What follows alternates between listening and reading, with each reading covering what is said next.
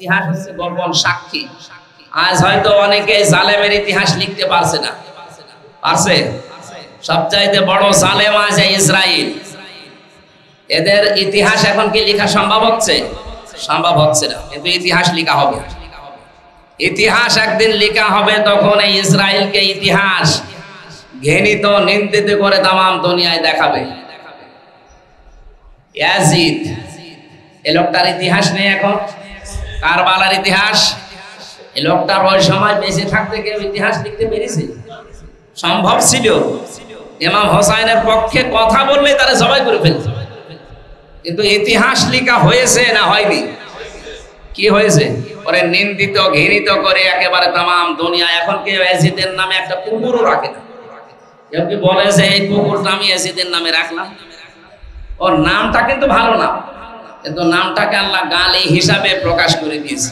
এখন কেউ যদি কাউকে রাগাতে চায় বলবে তুই ইয়াজিদের বাচ্চা, অথচ নামটা কি খারাপ? কত সুন্দর না! ও কেন্দ্রীয় মসজিদের খতিব ছিল। বলেন, এত সুন্দর নামকে শুধু জুলুম করার কারণে যদি ইতিহাস ওকে ঘৃণিত নিন্দিত করে দেয়। এই দুনিয়াতে ইসরায়েলের মতো যারাই পৃথিবীর মানুষের উপরে জুলুম অত্যাচার নির্যাতন চালাচ্ছে, এদের ইতিহাস হয়তো এখন লেখা হচ্ছে না, কিন্তু লেখা একদিন। সেই দিন আপনাকে ঘৃণিত নিন্দিত করে দুনিয়ার সামনে অপমানিত করে রাখবে। আপনার নাম যতই সুন্দর হোক, আপনার দলের নাম যতই সুন্দর হোক, ওই নামকে আল্লাহ গালি বানিয়ে দেবেন। মানুষ নাম শুনতে আগে গালি দেবে। আপনি দেখেন, শয়তানকে গালি দেয় মানুষ, নিজে অন্যায় করে আর গালি দেয় কারে? ফুটবলকে একজন জিজ্ঞাসা করছে, ভাই তুমি তো লাথি খাও কেন? আমি পরের হাওয়ায় ফুলি, তো এই কারণে মানুষ আমার লাথি দেয়। আমি তো নিজের হাওয়ায় ফুলতে পারি না। আর জুলুম যারা করে তারা ওই পরের হাওয়ায় ফলে, নিজের হাওয়ায় ফলে। আপনি ফলেন, ফলতে ফলতে যখন ফুটবলের মতো হবেন, আল্লাহ রাব্বুল আলামিন বলেন ইন্না বাতশা রাব্বিকা লাশাদীদ। এমনিতেই কিছু বলি না, কিন্তু যারে আমি একবার ধরি ওরে আর ছাড়ি না। এই জন্যে আয়াত মানে শুধুমাত্র কোরআনের আয়াত না, শুধু হাদিস না। আয়াত মানে ইতিহাস, আয়াত মানে সৃষ্টি নিদর্শন। 33টা অর্থ আছে আয়াতে। এই বিষয়গুলো পৌঁছিয়ে দেওয়া লাগবে মানুষের কাছে। বিজ্ঞানের যে তথ্যগুলো আছে এগুলো আয়াত। সম্মানিত মুসল্লিরা, আমরা তাবলীগ করব কোরআনে কারিমের। বিপদ আপদ আসবে, আল্লাহ নিজেই জানিয়েছেন আল্লাহ বাঁচাবেন, হেফাজত করবেন। এটা আমার নিজের জীবন দ্বারা প্রমাণিত। আমি সেই 11 সালে জেলে গিয়েছিলাম, আবার এই 20 সাল থেকে 23-24 সাল পর্যন্ত থেকে আসলাম। আমার নিজের কারণেই তো নাকি? আমি আপনার মেয়ের দিকে তাকিয়েছিলাম এই কারণে। আপনার মেয়ের দিকে তাকানো যেন না লাগে এই কারণে আমার দাদা সেই ফার্স্ট ইয়ারে আমার বিয়ে দিয়েছে, অন্তত লোকের মেয়ের দিকে তাকিয়ে থাকা না লাগে।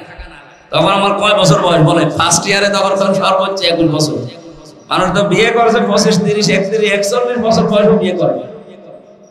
আর আমার দাদা বেঁচে থাকতে পারিস না, লোকের মেয়ের দিকে যেন নজর না যায়। ফার্স্ট ইয়ারে পড়ি তখন বসে বিয়ে করি। তাহলে আমি যে এই যে এতদিন পর্যন্ত আটকা থাকলাম, এটা তো আমি আমার নিজের অপরাধে নাকি? কোরআনে কারিমের জন্য যে কষ্ট করেছিলাম আল্লাহ আমাকে ফেলে দেয়। যারা শত্রুতা করেছিল তাদেরকে আল্লাহ ঘৃণিত বানিয়ে দিয়েছে। দিন যত যাবে আমি বিশ্বাস করি কোরআনের এই আয়াত দ্বারা আমার সম্মান মর্যাদা দুনিয়া আখিরাতে আল্লাহ বাড়াতেই থাকবে। কারণ ইরফা'আল্লাহুল্লাযীনা আমানু মিনকুম ওয়াল্লাযীনা উতুল ইলমা দারাজাত, বহু বছর দারাজাত দিয়েছেন আল্লাহ। যারা ঈমান আনার পরে ইলম পাবে, ওর উপরে আমল করবে, তাদের দিন যত যাবে মর্যাদা আল্লাহ বাড়াতেই থাকবে। আল্লাহ আমাদেরকে কোরআনে কারিমের আয়াতগুলোর উপরে আমল করার তৌফিক আমি সহ প্রত্যেককে যেন দান করেন, আমিন। আমি গ্রামে মাঝে মাঝে যেতাম, যে দেখে মুয়াজ্জিন আর 2-1 নামাজ পড়ে। ডাক দিয়ে বললাম, মানুষ কই? যে হুজুরে নামাজ পড়ে না। নামাজ পড়ে না এ দোষ এদের না, এ দোষ আমার। কারণ নামাজ যে কি এরা জানে না। নামাজের ভেতরে যে একটা আলাদা মজা আছে। আমি আজকে তেলাওয়াত করেছি সূরা দ্বিতীয় রাকাতে সূরা হাক্কাতের কয়েকটা আয়াত। এখানে জাহান্নামী মানুষদেরকে আল্লাহ কিভাবে বাঁধবে, কিভাবে শাস্তি দেবে, এই কথাগুলো আরবিতে ছিল। আপনারা বুঝেছেন কেউ? আলেমরা ছাড়া আমার মনে হয় কেউ বোঝার কথা না। হযরত ওমর এই সমস্ত আয়াত দিয়ে নামাজ পড়ালে কান্নার আওয়াজ পাওয়া যেত 2-3 কাতার দূর থেকে। আর আমাদের কান্নার আওয়াজ আসবে কি করে, বুঝেই নাকি বলো। ওখানে অপমান সূচক কিছু শব্দ ছিল, খুযুহু ফাগুল্লুহু সুম্মাল জাহিমা সাল্লু। আল্লাহ তাআলা বলবেন অপরাধীদেরকে ধর, এদেরকে ধর।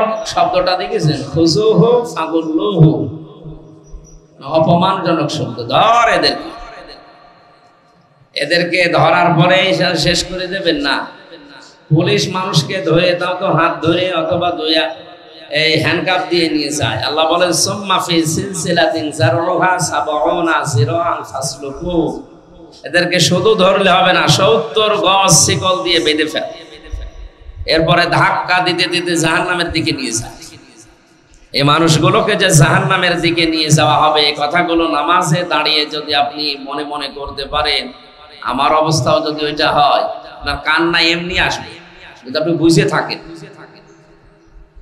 কোরআনে কারীম জানিয়েছে ওয়াইদা সামিউ মা উনসিলা ইলার রাসূলি তারা আয়ুনাহুম তাফিদু মিনাদ দামি মিম্মা আরাফু মিনাল হক ইয়াকুলুনা রাব্বানা আমান্না ফাকতুবনা মা'আশ শাহিদিন।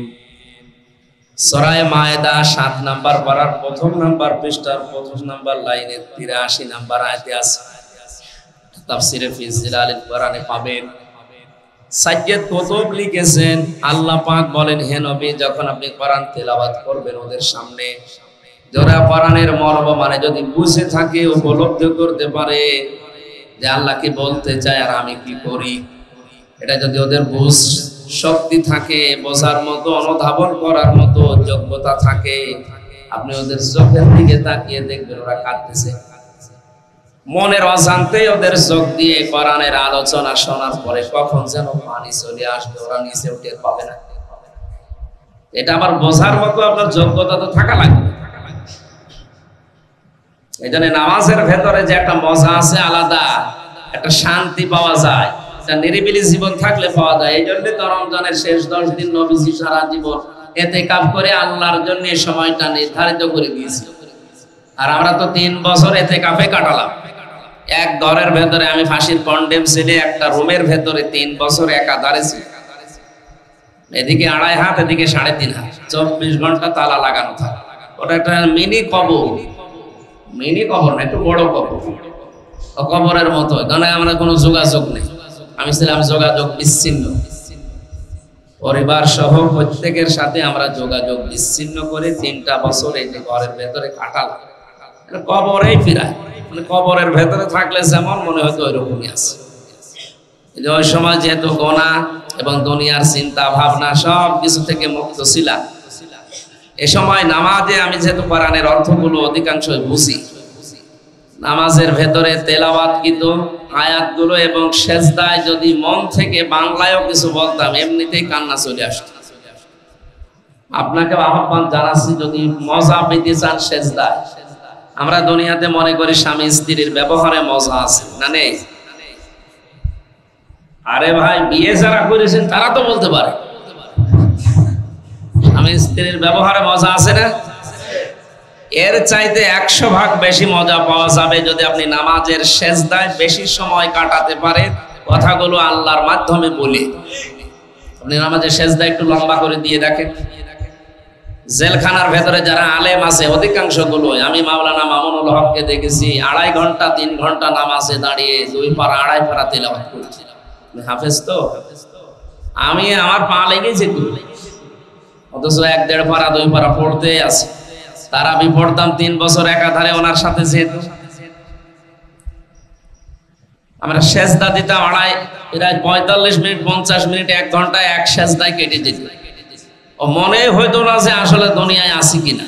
বাংলায় কথাগুলো, আমরা মনের কথাগুলো সব আল্লাহকে বলতে পারতাম। এখানে একটা মাসলা বলা হয়, যারা আরবিতে কথা বলতে পারেন না বা বোঝেন না আরবি, বাংলা ভাষায় যেটাই বলতে চান সেজদায় বলবেন। নামাজের পরে হাত তুলে মোনাজাত না করে সেজদায় যেয়ে নফল নামাজে অথবা সুন্নত নামাজে বাংলায় আপনার মনের কথাগুলো আবেগ দিয়ে কান্না জড়িত কণ্ঠে যতক্ষণ পারে অন্তত 35 মিনিট 40 মিনিট আধা ঘন্টা 1 ঘন্টা পরে বসে থাকে, কারণ সেজদায় থাকলে আল্লাহ সবচাইতে বেশি খুশি হয় আর আপনিও একটা আলাদা মজা পাবেন। গ্রামের যারা ছিল ওদেরকে বললাম যে দোষ তো এদের না, এই যে 2 জন মানুষ নামাজ পড়ে আর ইমাম সাহেব, এই দোষ আমার। আমি সারা দেশে কোরআন প্রচার করে বেড়াচ্ছি আর আমার বাড়ি অন্ধকার। না, এদেরকে আগে জানাতে হবে যে আসলে নামাজটা কি। এরা যদি সত্যি নামাজ কি জানে ওদেরকে তখন আর পিটানো লাগবে না, এমনি এসে নামাজ পড়বে। এই জন্যে নিজে যা উপায় করেছিলাম, আর আমি তো জানেন আকিস গ্রুপে ছিলাম, বাংলাদেশের ওরা 3 নাম্বার ধনী, ওদের কাছ থেকে টাকা নিয়ে একটা মাদ্রাসাও তৈরি করেছিলাম গ্রামে। কিন্তু জেলে যাওয়ার পরে ওটা তো অটোমেটিক বন্ধ হয়ে গেছে, কারণ ওটা চালাতে তো টাকা লাগে, আর কেউ তো টাকা দিত না, টাকা সব আমার। আমি যা দেশ থেকে গুছিয়ে নিয়ে আসতাম সব ওখানে ঢালতাম। এই নিয়ম করেছিলাম যে যত খরচ লাগে শিক্ষক ছাত্র আর যারা খাবে সব দেব আমি একা, অন্তত বাইরের লোক দরকার নেই। আমার এই গ্রামের আশপাশে যারা আছে তারা যেন নামাজটা জানে। 2 জন নামাজ পড়ে এটা লজ্জা না বলে? বাইরের কোনো কেউ যদি এসে দেখে যে আমির হামজার মা নিজের মসজিদে 2 জন নামাজ পড়ছে, আমার ওয়াজ শুনবে? আমার ওয়াজ শোনা বাদ দিয়ে দেবে না? নবীজি তাবলীগ শুরু করেছিলেন, দাওয়াত দেওয়া শুরু করেছিলেন নিজের স্ত্রী থেকে। কোন জায়গা থেকে? কথা বুঝতেছে? আজকের যে তেলাওয়াতকৃত আয়াত সূরা ইউসুফের 108 নম্বর আয়াত, আল্লাহ তাআলা বলেন কুল হাদিহি সাবিলি আদউ ইলাল্লাহ, হে নবী আপনি বলেন এইটাই আমার পথ, এইটাই আমার, কথা বলেন না কেন? এইটাই আমার পথ। এই পথ কি? আদউ ইলাল্লাহ, আমি মানুষকে আল্লাহর দিকে ডাকি। তাহলে আল্লাহর দিকে মানুষকে ডাকা এই পথ রাসূলের, কার? সাধারণ মানুষের পথ এটা। আলা বাসীরাতিন, আমি বুঝে শুনে ডাকি, আমি আন্দাজে ডাকি না। আমি সজ্ঞানে স্বেচ্ছায় বুঝে শুনে চিন্তা ভাবনা করে মানুষকে আল্লাহর দিকে ডাকি। এতটুকু বলে আল্লাহ আয়াত শেষ করেন, আনা ওয়া মানিত্তাবাআনি, এ পথ তো আমার এবং আমাকে যারা কিয়ামত পর্যন্ত অনুসরণ করবে, আমার উম্মত বলে যারা দাবি করবে, তাদের এই কাজ, তারা আল্লাহর দিকে মানুষকে ডাকবে। তাহলে আমাদের আজকে থেকে মরণ পর্যন্ত ডাক দেওয়া লাগবে মানুষকে কার দিকে? আমরা বাবার দিকে ডাকি না, আমরা নেতার দিকে ডাকি না, স্বামীর দিকে ডাকি না, পীরের দিকে ডাকি না, আমরা ডাকবো কার দিকে? আল্লাহর দিকে। ওমান আহসানু কাওলাম মিম্মান দাআ ইলাল্লাহ ওয়া আমিলা সালিহা ওয়া ক্বালা ইন্নানি মিনাল মুসলিমিন। সূরা হামিম সিজদা 33 নম্বর আয়াত। আল্লাহ তাআলা বলেন ওমান আহসান, ইসমে তাফসীর, সুপারলেটিভ ডিগ্রি এটা, এর উপরে আর কোনো শব্দ আরবিতে নেই। ওমান আহসান, সবচাইতে ভালো কথা ওই লোকটা বলে আল্লাহর দৃষ্টিতে। কার দৃষ্টিতে? এখানে পৃথিবীতে যত মানুষ যত কথা বলুক আর যত বড় লোক হোক, সবচাইতে ভালো কথা আল্লাহর দৃষ্টিতে ওই লোকটা বলে যে লোকটা আল্লাহর দিকে মানুষকে ডাকে। কার দিকে? যারা আল্লাহর দিকে ডাক দিচ্ছেন তাদেরকে আমরা ধন্যবাদ জানাচ্ছি, শুকরিয়া জানাচ্ছি আপনাদেরকে। ওয়া আমিলা সালিহা, আর ভালো ভালো কাজ করে। কি করে? ভালো কাজ কি? নামাজ পড়া, রোজা রাখা, জিকির করা ভালো কাজ নাকি? পৃথিবীর ময়দানে সবচাইতে ভালো কাজ হচ্ছে মানুষের সাথে ভালো ব্যবহার করা। আকুলু লিন্নাসি হুসনা, মানুষের সাথে কেউ যদি হাসি মুখে কথা বলে তার একটা সাদগা দেওয়ার সওয়াব হয়। সাদগাকে মুরগির ডিম দিয়ে হয়? মেয়ে লোক গ্রামে যা করে, ছাগল, একটা ছাগল দেওয়া লাগে সর্বনিম্ন সাদগা দিতে। কি লাগে? ছাগলের দাম কত?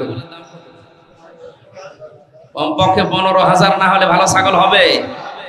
15,000 টাকা দান করলে, সাদগা করলে যে সওয়াব হইতো, এই হাফিজের সাথে মুখ খুলে মন দিয়ে হাসি মুখে কথা বললে ওইরকম সওয়াব হয়। আর কিছু মানুষের মুখ হচ্ছে পেশার মতো, মুখ গোমরা করে থাকে, মানে কি হয়েছে ওর। এখানে আমি আরেকটা মাসলা বলছি, দুনিয়ার কোন বিষয় নিয়ে কেউ যদি 3 দিনের ঊর্ধ্বে কথা বন্ধ করে মারা যান, আপনার কোনো আমল আর কবুল হবে না, আপনি বেঈমান হয়ে মরবেন। মাসলাটা আমি আবার বলছি, দুনিয়ার কোনো বিষয় নিয়ে, হ্যাঁ আখিরাতের সাথে রিলেটেড সম্পর্কিত, ওটা আলাদা। আপনি কোরআন বিরোধী, আপনার সাথে আমার শত্রুতা আছে কোরআনের কারণে। কিসের কারণে? আপনি আল্লাহর কথা মানতে চান না, আপনার সাথে শত্রুতা আছে আমার আল্লাহর কারণে, আমার নিজের ব্যক্তিগত কারণে। হ্যাঁ, ব্যক্তিগত কোনো বিষয় নিয়ে, দুনিয়ার কোনো বিষয়, এগুলো নিয়ে যদি কারোর সাথে ঝগড়া হয়, মনোমালিন্য হয়, আর এই অবস্থায় যদি আপনি 3 দিন অতিবাহিত করে ফেলেন, কথাবার্তা বন্ধ করে মারা যান, আপনি বেঈমান হয়ে মরেন।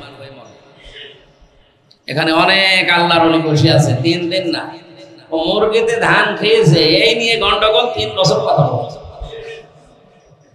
এরকম মানুষ এখানে নেই?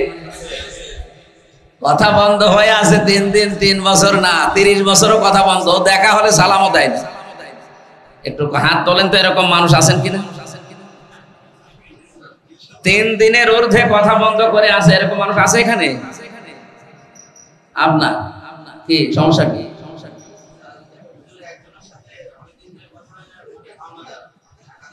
ও টাকা দেয় না, তো দুনিয়ার বিষয় হবে না। ওই তো দুনিয়ার বিষয়, এটা আল্লাহর সাথে সম্পর্কিত বিষয় আলাদা। ওরা টাকা দেয় না, পাওনাদার, এই জন্য কথা বলে না। হ্যাঁ ঠিক করে ফেলবেন। আর কি আপনার কি একই অবস্থা, সব গন্ডগোলে টাকা নিয়ে। অনেকে আবার রাগ করে প্রেমিকার সাথে কথা বলে না, এইটা ঠিক আছে, প্রেমিকার সাথে কথা বলার দরকার নেই, ওটা আরো হারাম করে দেবে। কেউ কেউ কসম কাটার আর জায়গা নেই, শেষে প্রেমিকার মাথায় হাত দিয়ে বলে আল্লাহর কসম করি বলছে। আরে ওর মাথায় হাত দিয়ে তো হারাম, তুই কিসের কসম দিচ্ছিস? বলে আল্লাহর কসম করে বলছি আমি তোমাকে ভুলে যাব না। প্রথম কাজই করেছে হারাম, এরপরে বাকিটা কি? কসম দিয়েছেন আপনি মানুষের মাথায় হাত দিয়ে। কসম দেওয়া জায়েজ আছে শুধু আল্লাহর নামে। কার নামে? আগে যে কাজটা করলেন, যার মাথায় হাত দিলেন, লোকের মেয়ে। কার মেয়ে? কথা বলছে না? ও মেয়েকে আপনার নিজের মেয়ে হলো, প্রাপ্তবয়স্ক হয়ে গেলে তার মাথায় হাত দেওয়া যায় না। আর লোকের মেয়ের মাথায় হাত দিয়ে আল্লাহর নামে কসম খাচ্ছে। যতগুলো চোল ওই প্রেমিকার হাতের নিচে পড়বে, ততগুলো গুনাহ হবে। এরকম কাজ জীবনে যারা করছেন এখনই থামে, নাকি মাসলা বলা ঠিক হইল? এই এলাকায় এসব নেই মনে হয়। তাহলে মাসলা আমি 2টা বলেছি। 1 নম্বরে যারা দুনিয়াবি কোনো বিষয়, এনারা কি 2 জন কথা বলে না আজ অনেকদিন? কি বিষয় নিয়ে? টাকা দেয় না, তা এটাকে আখিরাতের সাথে সম্পর্কিত না দুনিয়ার? না, হবে না।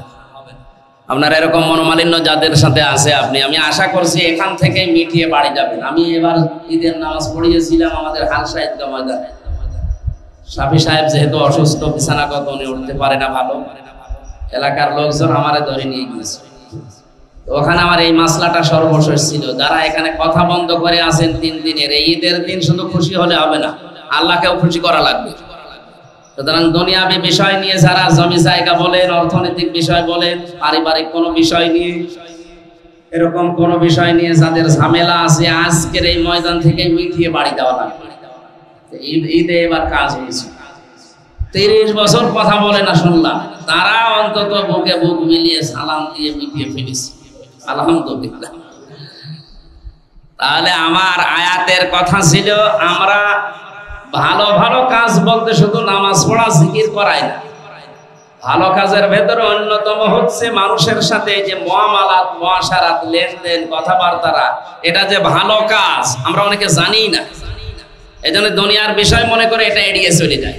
এটা কি দুনিয়ার বিষয়? সব আখিরাতের সাথে সম্পর্কিত। এই জন্য এই বিষয়টা খুব সেন্সিয়ার থাকা লাগবে, সেন্সিটিভ থাকা লাগবে। আল্লাহ আমাকে সহ প্রত্যেককে দুনিয়ার বিষয়টা একটু খেয়াল করে চলার তৌফিক দিন। আয়াতের ভেতরে কথা ছিল 3টা। 1 নম্বরে আল্লাহর দিকে ডাকে, 2 নম্বরে ভালো ভালো কাজ করে দুনিয়ায়, ওয়াকালা ইন্নানি মিনাল মুসলিমিন, আর 3 নম্বরে সে বলে যে আমি মুসলমান। কি বলে? বলেন এখানে আমি সহ যারা আছি একটু তাকান। আয়াতে কয়টা কথা ছিল? সবাই বলেন। 1 নম্বরে কি? আল্লাহর দিকে ডাকা। এটা আমরা কম বেশি সবাই অনেকে করি। 2 নম্বরে ওয়ামিলা সালিহা, ভালো কাজ আমরা যে যতটুকু আমাদের সাধ্যে আছে হয়তো করছি কম বেশি। আয়াতের 3 নাম্বারটা আমি সহ কেউ আজ বুক খুলে বলতেও পারবো না, মানতেও পারছি না যে ওয়াকালা ইন্নানি মিনাল মুসলিমিন, আমি মুসলমান, এই কথা বলার যোগ্যতা আমাদের আছে না। কারণ আমি মুসলমান এই কথা বললে আপনার বউ আর বেপরদায় চলতে পারবে না। এই কথা বলেন না কেন? আমি মুসলমান এই কথা বললে আপনি আর সুদ ভিত্তিক অর্থনীতি জারি রাখতে পারবেন, নামাজ ছাড়া থাকতে পারবেন? তাহলে এই 3 নাম্বার বিষয়টা আমি সহ কেউ বলতে পারছি না। এই জন্য হাদিসের প্রথম শব্দ ছিল যারা কোরআন পড়ে ফাস্তাযহারাহু। এই বাপ দেখেছেন কেমন বাপ? ফাস্তাযহারাহু, যারা কোরআনকে বিজয় করার জন্য চেষ্টা চালায়। এজাহার করা, প্রকাশ করা, কায়েম করা, দাঁড় করানো, 99টা অর্থ আছে এজাহারের। নুন সাকিনার তানবিন পড়তে গিয়ে আমরা অনেকে পড়িনি, বাবা কি কি আছে ওখানে? এজাহার। এজাহারের অক্ষর কয়টা? 6টা। এখানে এজাহার মানে স্পষ্ট করা। নবীজির শব্দ চয়ন দেখেছেন, যারা কোরআন পড়বে 1 নম্বরে শুদ্ধ করে, 2 নম্বরে বুঝবে, 3 নম্বরে নিজে মানবে, 4 নম্বর ওটা মানুষকে মানানোর জন্য পরিবেশ তৈরি করে দেবে। এই 4টা শর্ত যার ভেতরে পাওয়া যাবে সে কোরআন পড়ে। সে কি করে? এরপরে নবীজি দিয়েছেন ফাস্তাযহারাহু, যে ব্যক্তি কোরআন পড়ার পরে কোরআনকে দাঁড় করায়, বিজয় করার জন্য চেষ্টা চালায়। কেন বিজয় শব্দ দিলেন? এখানে আলেম বাদ দিয়ে আর যারা আছেন এই শব্দ কি বুঝতেছেন? কোরআন বিজয় করার জন্য কেন নবীজি বললেন? এর ব্যাখ্যা যারা হাদিস পড়ে এর টিকায় দেখবেন লেখা আছে, নবীজি এজন্যই কোরআনে কারীমকে বিজয় করার জন্য জানিয়েছেন। এর পরের শব্দ ফাহাল্লা হালালাহু ওয়া হাররামা হারামাহু। কোরআন বিজয় করার জন্য বলার পরে এই শব্দটা দিলেন কেন? যারা হালালকে হালাল আর হারামকে হারাম জানে, তার মানে কি? কোরআন যদি বিজয়ী না থাকে, যদি প্রতিষ্ঠিত না থাকে, হালালকে হালাল জানার পরেও মানা যায় না, এমন অনেক জায়গা আছে। আমি কি বোঝাতে পেরেছি? হারামকে হারাম জানার পরও আপনি মানতে পারবেন না, এরকম জায়গাও আছে। আপনার সব যোগ্যতা আছে, এরপরও মনে করেন পুলিশে এখন ঢুকছে, কমপক্ষে 10 থেকে 12 লক্ষ টাকা দেওয়া লাগবে, এটা তো দেওয়া জায়েজ নাকি না? মানে একজন প্রশ্ন করেছিল সেদিন, হুজুর ঘুষ দিয়ে চাকরি নেওয়া জায়েজ আছে কিনা বলেন।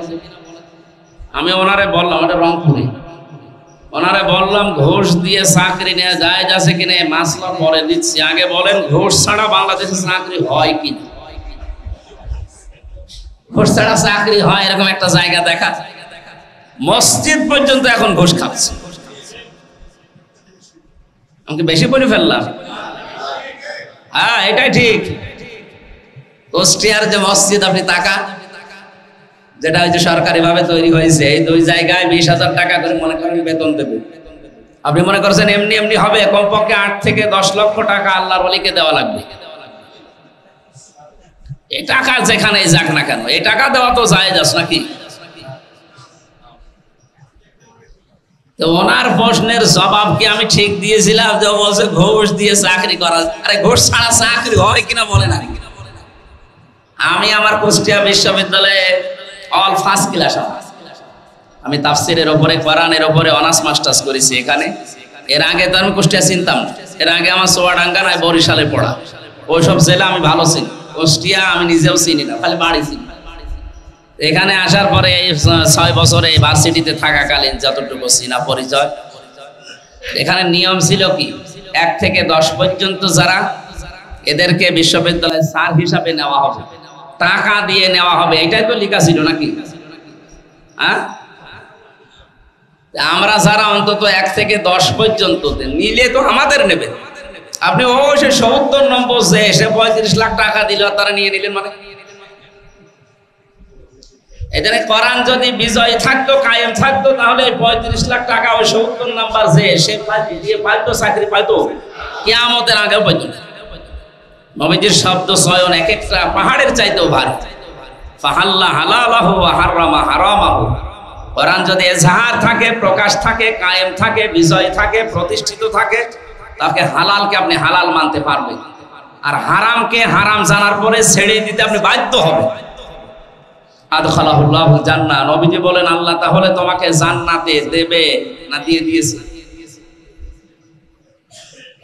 আপনারা আলেম না? আপনি কি বুঝুন না? আল্লাহুল জান্নাহ, আল্লাহ তাকে জান্নাতে দেবে না দিয়েছে? হ্যাঁ, আদখালা মাসিসিকা, এটা অতীতের শব্দ। কেউ যদি কোরআন পড়ে আর কোরআনকে ইজহার করার জন্য চেষ্টা চালায়, বিজয় করার জন্য, কায়েম করার জন্য, এর হালালকে হারাম জেনে মানে, হারামকে হারাম জেনে ছেড়ে দিতে পারে, নবীর কথা হচ্ছে আদখালাহুল্লাহুল জান্নাহ, আল্লাহ তাকে জান্নাতে দিয়ে দিয়েছে। সুবহানাল্লাহ বলেন না দাঁড়া? বাঙালি মানুষ তো আন্দাজে আবেগে সুবহানাল্লাহ বলে ফেলে। সুবহানাল্লাহ বলছেন, দেখেন সুবহানাল্লাহ থেকে কিনা। নবীজির কথা আদখালাহুল্লাহুল জান্নাহ, আল্লাহ তাকে জান্নাতে না দেবে? দিয়েছে না দেবে? দিয়েছে। মানুষ না বললে জান্নাতে যায় কি করে? তাহলে এই কথা ভুল না, মানে আপনার বুঝিয়ে দেওয়া লাগবে না, মানে নবীর এই কথা ঠিক আছে 100 ভাগ, না কিছু ভুল ত্রুটি আছে? 100 ভাগ ঠিক। কেন? কারণ নবীজি যেটা বোঝাতে চেয়েছিলেন আমাদেরকে, সত্যি কোরআন শরীফ যদি কোন পরিবার বিজয় থাকে, ওদেশে যে কথাগুলো বললাম, সুদ, ঘুষ, জিনা, ব্যভিচার, এই যে উল্টাপাল্টা কোনো কিছু থাকতে পারবে? পরিবারটা, পুরা সমাজটা কি হয়ে যাবে? বলেন বলেন, জান্নাত হয়ে যাবে। এই জন্য নবীজির কথা মাঝির শিখা দিয়েছে, অতীতের শব্দ দেয়নি, মোজারে দেয়নি যে বর্তমান ভবিষ্যৎ না। আদখালাহুল্লাহুল জান্নাহ, এখানে ফাইল সরাসরি আল্লাহ নিজে আপনাকে জান্নাতে প্রবেশ করিয়ে দিয়েছে। তার মানে জান্নাতে যেরকম শান্তি পাবেন, ওই পরিবারে, ওই সমাজে, ওই রাষ্ট্রে থাকলে আপনি ওই রকম শান্তি পাবেন। তাহলে আমরা আল্লাহর দিকে মানুষকে ডাকবো, এটা রাসূলের কাজ। আমরা বাপের দিকে না, পীরের দিকে না, মুরব্বির দিকে না, আমরা ডাকবো কার দিকে? আল্লাহর দিকে। হ্যাঁ, এ ডাক দিতে গেলে যে বাধা আসবে এটা আল্লাহ জানে না? জানে না? সূরা মায়েদার 67 নম্বর আয়াতের ব্যাখ্যায় আল্লাহ জানিয়েছেন, ইয়া আইয়ুহার রাসূলু বাল্লিগ মা উনজিলা ইলাইকা মির রাব্বিক ওয়া ইল্লাম তাফআল ফামা বাল্লাগতা রিসালাতা ওয়াল্লাহু ইয়াসিমুকা মিনান নাস ইন্নাল্লাহা লা ইয়াহদিল কওমাল কাফিরিন। আল্লাহ পাক বলেন, হে রাসূল, বাল্লিগ, আপনি তাবলীগ করেন, আপনি প্রচার করেন, আপনি ঘোষণা দিয়ে দেন, আপনি পৌঁছিয়ে দেন। এক একটা শব্দের কমপক্ষে 33টা, সর্বমধ্যে 99টা করে অর্থ পাওয়া যায় কোরআনে, প্রতিটি শব্দে। কয়টা? সবগুলো বুঝলে আপনি বুঝবেন না, এই জন্য 5-6টা করে বলছি। আল্লাহ তাআলা বলেন, হে নবী, আপনি তাবলীগ করেন। তাহলে তাবলীগ করা ফরজ। তাবলীগ করা কি? কি তাবলীগ করবেন? মা উনজিলা ইলাইকা মির রাব্বিক, যেটা আপনার রব আপনাকে দিয়েছে। আর সবাই জানে এটার নাম কি? কোরআনে কায়েমের নিয়ম নীতি, আইন পদ্ধতি, এগুলো মানুষের কাছে ছড়িয়ে দেন, পৌঁছিয়ে দেন, কায়েম করেন। এটা ফরজ। নামাজ রোজা করা যেমন ফরজ, কোরআন প্রচার করা, কোরআনের তাবলীগ করা ফরজ। এটা যদি আমরা সবাই মানতাম, তাহলে এই দেশে কোরআন প্রচার করায় কোনো বাধা থাকার কথা ছিল না। কারণ এখানে 96% আমরা মুসলমান। বাধা দেবে কে? প্রত্যেকেই তো একই কাজ করতাম, কেউ বাধা দিতে পারতো? 4% হিন্দু সাহস পাইতো? সাহস পাইতো না। আমরা যেহেতু খালি কিছু মানুষ আছি শুধু নামাজ রোজা এটা ইবাদত মনে করি, বাকি যে এটা আসল ইবাদত, ওটাকে আমরা ইবাদত মনেই করি না। এই জন্য রাসূলকে এটা ধমক সূচক শব্দ দিয়ে আল্লাহ সতর্ক বাণী দিচ্ছেন, ইয়া আইয়ুহার রাসূল, হে রাসূল, বাল্লিগ, আপনি তাবলীগ করেন, মা উনজিলা ইলাইকা মির রাব্বিক, আপনার রব আপনাকে যেটা দিয়েছে এই কোরআনের তাবলীগ আপনি করবেন। ওয়া ইল্লাম তাফআল ফামা বাল্লাগতা রিসালাতা, যদি আপনি তাবলীগ না করেন কোরআনের, রিসালাতের যে বিশাল দায়িত্ব দিয়েছিলাম ওটা যেন আপনি পালনই করেন।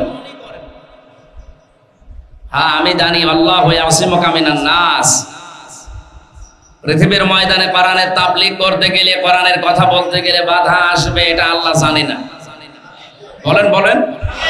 এই জন্য তো ইয়াসিমু মোজারে দিয়েছে, বর্তমান ভবিষ্যৎ, প্রেজেন্ট ফিউচার। এ নবী, আমি জানি বাধা আসবে, বিপদ আসবে, ষড়যন্ত্র আসবে আপনার প্রতি।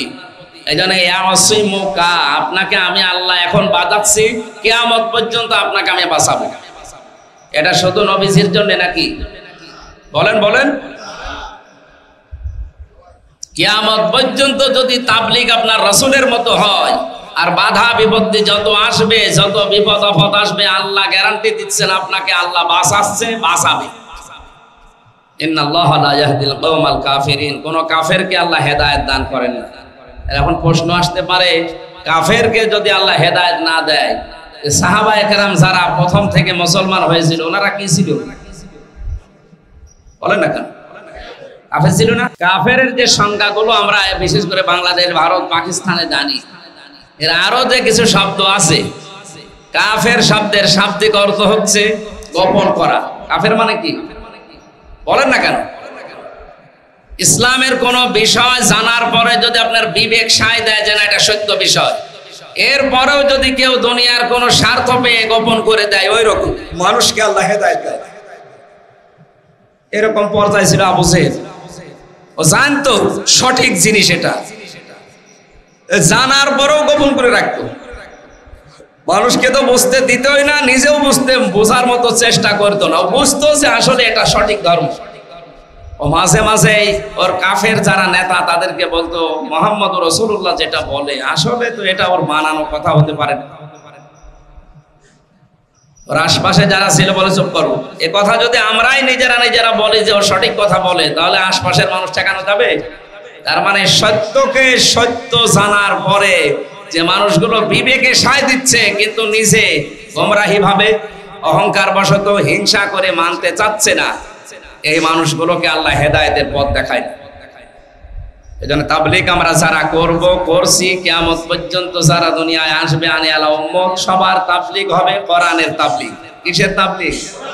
এইটাই রাসূলের পথ। আনা ওয়া মান ইত্তাবাআনি, আমি আল্লাহর নবী এই কাজ করি, আর আমার অনুসারী যারা তারাও এই কাজ করবে। এজন্য আমরা যদি সবাই মিলে এই তাবলীগ করতাম সত্যি সত্যি, আমি রামসারে কুষ্টিয়ায় বাধা দেওয়ার সাহস কেউ পেত? সবাই করছি, কারে বাধা দেবেন আপনি? আর নবীজির হাদিসে আয়াতের পক্ষে ছিল বাল্লিগু আন্নি ওয়ালাউ আয়া। বাল্লিগ না বাল্লিগু? হ্যাঁ, বাল্লিগু বহুবচন। এটা আল্লাহর ভাষা ছিল এক বচন, রাসূলের ভাষা কেন বহুবচন দিলেন বলেন? সত্যি যদি আল্লাহর কথা মেনে নেওয়া ফরজ, রাসূলের কথাও মেনে নেওয়া ফরজ, এটা মনে করে আপনি মানতেন, তাহলে আমি আজ একা বিপদে পড়বো কোন কারণে? কুষ্টিয়ার ৯৬% মুসলমান আমরা দেশে সবাই বিপদে থাকি। সবাই যেহেতু এদিকে এড়িয়ে চলে যায়, অথচ হাদিস ছিল বাল্লিগু আন্নি ওয়ালাউ আয়া। একটা বাক্য যদি তোমার জানা থাকে ওইটাই পৌঁছিয়ে দাও, এটা ফরজ। এটা কি ছিল? এই ফরজ মনে করে সবাই যদি তাবলীগে নেমে পড়তাম, যে যেটা জানি ওইটাই প্রচার করব, কয়জনকে বাধা দিবি? কেউ আর বাধাও দিত না, সাহসও পেত না। কারণ যে বাধা দেবে সে মুসলমান, তারও এই দায়িত্ব, তার উপরও রাসূলের দায়িত্ব দিয়ে গিয়েছে, নাকি হামজার উপরে একা? এজন্য সবাই মিলে যদি এটা পালন করতে পারতাম। এখানে আয়াতের ব্যাখ্যা আছে, বাল্লিগু আন্নি ওয়ালাউ আয়া, আমার পক্ষ থেকে একটা আয়াত যদি জানা থাকে পৌঁছিয়ে দিবা। আয়াত মানে কি? আয়াত শব্দের অর্থ আছে ৩৩টা। আয়াত মানে নিদর্শন, আয়াত মানে ইতিহাস, আয়াত মানে এই যে বিভিন্ন সৃষ্টি জগৎ দেখা যায়, গাছ গাছড়া, এগুলো আল্লাহর আয়াত। এই যে আকাশ দেখা যায়, এটা আল্লাহর আয়াত। এই যে সমুদ্র দেখা যায়, এটা আল্লাহর আয়াত, আল্লাহর নিদর্শন, আয়াত। আল্লাহ এই সৃষ্টিগুলো আল্লাহ আমাদেরকে দিয়ে রেখেছেন। এই ইতিহাসের কথা বললাম না, যেটা ইতিহাস এটাও আয়াত, কারণ ইতিহাস হচ্ছে গোপন সাক্ষী। আজ হয়তো অনেকে জালেমের ইতিহাস লিখতে পারছে না, পারছে?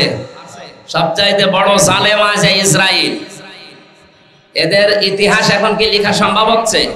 সম্ভব হচ্ছে না, কিন্তু ইতিহাস লেখা হবে। ইতিহাস একদিন লেখা হবে, তখন এই ইসরায়েলকে ইতিহাস ঘৃণিত, নিন্দিত করে তামাম দুনিয়ায় দেখাবে। ইয়াজিদ, এই লোকটার ইতিহাস নেই এখন। কারবালার ইতিহাস, এই লোকটার ওই সময় বেঁচে থাকতে কেউ ইতিহাস লিখতে পেরেছে? সম্ভব ছিল? ইমাম হোসাইনের পক্ষে কথা বললে তারা জবাই করে ফেলছে, কিন্তু ইতিহাস লেখা হয়েছে না হয়নি? কি হয়েছে? ওরে নিন্দিত ঘৃণিত করে একেবারে তামাম দুনিয়া। এখন কেউ এজিদের নামে একটা কুকুরও রাখে না। কেউ কি বলে যে এই কুকুরটা আমি এজিদের নামে রাখলাম? ওর নামটা কিন্তু ভালো না, কিন্তু নামটাকে আল্লাহ গালি হিসাবে প্রকাশ করে দিয়েছে। এখন কেউ যদি কাউকে রাগাতে চায় বলবে তুই এজিদের বাচ্চা, অথচ নামটাকে খারাপ। কত সুন্দর না। ও কেন্দ্রীয় মসজিদের খতিব ছিল। বলেন এত সুন্দর নামকে শুধু জুলুম করার কারণে যদি ইতিহাস ওকে ঘৃণিত নিন্দিত করে দেয়। এই দুনিয়াতে ইসরায়েলের মতো যারা পৃথিবীর মানুষের উপরে জুলুম অত্যাচার নির্যাতন চালাচ্ছে, এদের ইতিহাস হয়তো এখন লেখা হচ্ছে না, কিন্তু লেখা একদিন। সেই দিন আপনাকে ঘৃণিত নিন্দিত করে দুনিয়ার সামনে অপমানিত করে রাখবে। আপনার নাম যতই সুন্দর হোক, আপনার দলের নাম যতই সুন্দর হোক, ওই নামকে আল্লাহ গালি বানিয়ে দেবে। মানুষ নাম শুনতে আগে গালি দেবে। আপনি দেখেন শয়তানকে গালি দেয় মানুষ, নিজে অন্যায় করে আর গালি দেয় কারে? ফুটবলকে একদিন একজন জিজ্ঞাসা করছে, ভাই তুমি তো লাথি খাও কেন? আমি পরের হাওয়ায় ফুলি তো, এই কারণে মানুষ আমার লাথি দেয়। আমি তো নিজের হাওয়ায় ফুলতে পারি না। আর জুলুম যারা করে তারা ওই পরের হাওয়ায় ফলে, নিজের হাওয়ায় ফলে। আপনি ফলেন, ফলতে ফলতে যখন ফুটবলের মতো হবে, আল্লাহ রাব্বুল আলামিন বলেন ইন্না বাতশা রাব্বিকা লাশাদীদ। এমনিতেই কিছু বলি না, কিন্তু যারে আমি একবার ধরি ওরে আর ছাড়ি না। এই জন্যে আয়াত মানে শুধুমাত্র কোরআনের আয়াত না, শুধু হাদিস না। আয়াত মানে ইতিহাস, আয়াত মানে সৃষ্টি নিদর্শন। 33টা অর্থ আছে আয়াতে। এই বিষয়গুলো পৌঁছিয়ে দেওয়া লাগবে মানুষের সাথে। বিজ্ঞানের যে তথ্যগুলো আছে এগুলো আয়াত। সম্মানিত মুসল্লিরা, আমরা তাবলীগ করব কোরআনে কারিমের। বিপদ আপদ আসবে, আল্লাহ নিজেই জানিয়েছেন আল্লাহ বাঁচাবেন, হেফাজত করবেন। এটা আমার নিজের জীবন দ্বারা প্রমাণিত। আমি সেই 11 সালে জেলে গিয়েছিলাম, আবার এই যে 20 সাল থেকে 23-24 সাল পর্যন্ত থেকে আসলাম। আমার নিজের কারণেই তো নাকি? আমি আপনার মেয়ের দিকে তাকিয়েছিলাম এই কারণে। আপনার মেয়ের দিকে তাকানো যেন না লাগে এই কারণে আমার দাদা সেই ফার্স্ট ইয়ারে আমার বিয়ে দিয়েছে, অন্তত লোকের মেয়ের দিকে তাকিয়ে থাকা না লাগে। তখন আমার কয় বছর বয়স বলে? ফার্স্ট ইয়ারে তখন সর্বোচ্চ 21 বছর। মানুষ তো বিয়ে করেছে 25, 30, 31, 41 বছর বয়সে বিয়ে করে। আর আমার দাদা বেঁচে থাকতে পারিস না, লোকের মেয়ের দিকে যেন নজর না যায়। ফার্স্ট ইয়ারে পড়ি তখন বসে বিয়ে করি। তাহলে আমি যে এই যে এতদিন পর্যন্ত আটকা থাকলাম, এটা তো আমি আমার নিজের অপরাধে নাকি? কোরআনে কারিমের জন্য যে কষ্ট করেছিলাম আল্লাহ আমাকে ফেলে দেয়। যারা শত্রুতা করেছিল তাদেরকে আল্লাহ ঘৃণিত বানিয়ে দিয়েছে। দিন যত যাবে আমি বিশ্বাস করি কোরআনের এই আয়াত দ্বারা আমার সম্মান মর্যাদা দুনিয়া আখিরাতে আল্লাহ বাড়াতেই থাকবে। কারণ ইরফা'আল্লাহুল্লাযীনা আমানু মিনকুম ওয়াল্লাযীনা উতুল ইলমা দারাজাত, বহু বছর দারাজাত দিয়েছেন আল্লাহ। যারা ঈমান আনার পরে ইলম পাবে, ওর উপরে আমল করবে, তাদের দিন যত যাবে মর্যাদা আল্লাহ বাড়াতেই থাকবে।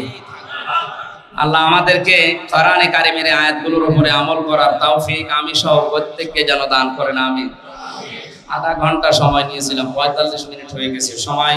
আমি নামাজের উপরে কথা বলতে চেয়েছিলাম, কিন্তু আয়াতটা আসলে মনে পড়ে গেল নামাজে দাঁড়িয়ে, এই কারণে এই আয়াতের উপরে কথা বললাম। পরিবেশ আসবে আমাদের ইনশাআল্লাহ আগামীতে যদি সময় পায় আশপাশে। আমি তো বললাম না বাড়ি আমার পাশে, কিন্তু আমি এই গ্রামে কোনোদিন ঢুকি না।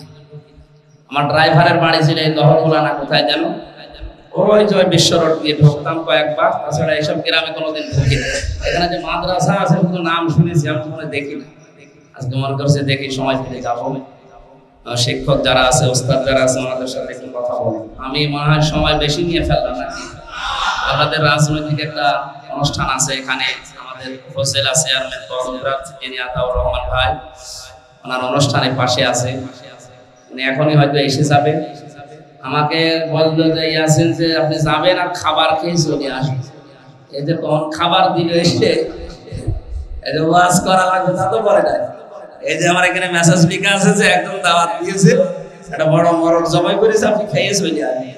আমি ওই ধানটা এসেছি, আর আমারে দিয়ে আপনারা 45 মিনিট কাটিয়ে নিলেন। ঠিক আছে, আগামীতে আমার সময় পেলে আমরা ইসলামের বিভিন্ন বিষয়গুলো তুলে ধরবো। নামাজ, রোজা, যাকাত, হজ, সমস্ত বিষয়গুলো আলাদা আলাদা ভাবে তুলবো। একটা মাহফিলও নিয়েছে, রশিদ চাউল ভান্ডার নাকি আছে না, মাহফিল নেওয়া আছে আপনাদের এই ক্ষুদ্র আলসারা। এখন পরিবেশ দেখে কি দাঁড়ায়, যদি অনুকূলে আসে আমাদের যিনি মাননীয় এমপি সাহেব আছে হানিফ সাহেব, ওনার সাথে কথাবার্তা বলবে। এরপরে উপজেলা চেয়ারম্যান যিনি হচ্ছে, এনাদের দ্বারা যদি মাহফিলটা হয় তখন 2.5 ঘন্টা 2 ঘন্টা 2.5 ঘন্টা কথা বলা যাবে, মন খুলে তাফসীর করা যাবে। এখন তো আমি আজকে আমার মাহফিল কেটে গেছি তো লগাই, মনে করলাম একটু বাড়িতে থাকবো, ঘুমাবো, তো বাড়িতে সময় পাই। তারপরে যতটুকু সময় পেয়েছি আপনাদের কাছে দিলাম। আমি দোয়া চাচ্ছি, দোয়া করছি, আজকের মতো বিদায় নিচ্ছি। আল্লাহুম্মা আমিন। লা ইলাহা ইল্লা আনতা সুবহানাকা ইন্নী কুনতু মিনাজ জালিমিন। ফাস্তাজাবনা লাহু ওয়া নাজাইনাহু মিনাল গাম্মি ওয়া কাযালিকা নুনজিল মুমিনিন। রব্বুল আলামিন, তোমার বান্দারা বড় আশা নিয়ে কোরআনে কারীম শোনার জন্য চাতক পাখির মতো বসে আছে। আমার তো মনে হচ্ছে ঘন্টা আর পরে ঘন্টা যদি কোরআনে কারীমের আয়াত থেকে কথা বলতাম, কেউ বাড়ি যেত না। কোরআন শোনার জন্য কুষ্টিয়ার মানুষগুলো এত পাগল, এদেরকে তুমি ওমরের মতো বানিয়ে দাও। আজকের আলোচনার সওয়াব তুমি আমাদের নবীজির রওজায় পৌঁছিয়ে দাও। যত মানুষ কবরে আছে আল্লাহ কবরবাসীদেরকে মাফ করে দাও।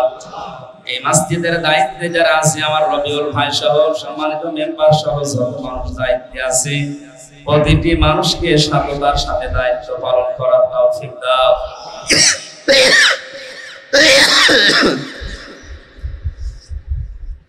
যারা হবারে সাড়া দিয়ে এ পর্যন্ত এসে কোরআনের কথাগুলো বলার চেষ্টা চালালাম, আমার বন্ধু মাওলানা ইয়াসিন আরাফাতকে যুবক মানুষ কবুল করে নাও। আল্লাহ তাআলা, আমার জন্মভূমি এটা, এই কুষ্টিয়া আমার বাবার দেশ, আমার মায়ের দেশ। আল্লাহ, কুষ্টিয়াকে তুমি কোরআনের জন্য উন্মুক্ত করে দাও। এ জেলার মাটির নিচে যত মানুষ ঘুমিয়ে আছে, মেহেরবানি করে কোরআনের ইচ্ছাকে মাফ করে দাও। তুমি তো জানো আমি অসুস্থ, আমি মাজলুম অবস্থায় আছি। আল্লাহ তাআলা, মাজলুমের দোয়া তুমি ফেরত দাও না, তোমার হাবিব জানিয়েছে। দোয়া করছি মন খুলে, যে মানুষগুলো না বুঝে বিরোধিতা করে এদেরকে তুমি হেদায়েত দান করো আল্লাহ। কত মানুষ আশা নিয়ে থাকে কোরআনে কারীমের সঠিক কথাগুলো তারা শুনবে, যে মানুষগুলো না বুঝে বিরোধিতা করে আল্লাহ তুমি তাদেরকে বুঝ দাও। আমি কারো শত্রু না, প্রত্যেকের বন্ধু হতে চাই।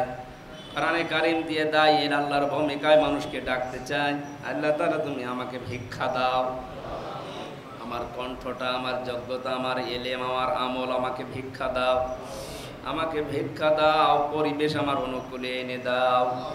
বারাকাল্লাহু লানা ওয়া লাকুম ফিল কোরআনিল আযীম।